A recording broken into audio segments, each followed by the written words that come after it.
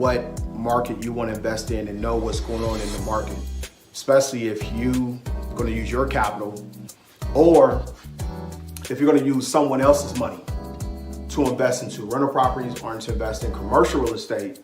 You got to understand what's going on in the market.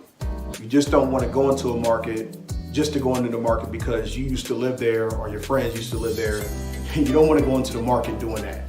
You want to go into the market to understand that this is the best place for me to invest in or invest my other people's money in as well.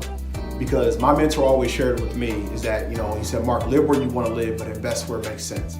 You can live anywhere in the world, but you can go invest somewhere else, long if the market makes sense. So, the key is really understanding the market and making sure that the market makes sense. So I got about 4 things up here that, and this is just a few things. There's also other things as well you want to get deep into, but I'll do another video on that. But this is some of the short things that I use when the deal comes in, and then kind of what I do on my homework fall-wise is looking into the market and so forth. So the next one is rent comps. Now, I'm starting from a deal to a deal. What I mean by that? So let's say somebody sends me a deal and it's in a different city that I don't know about.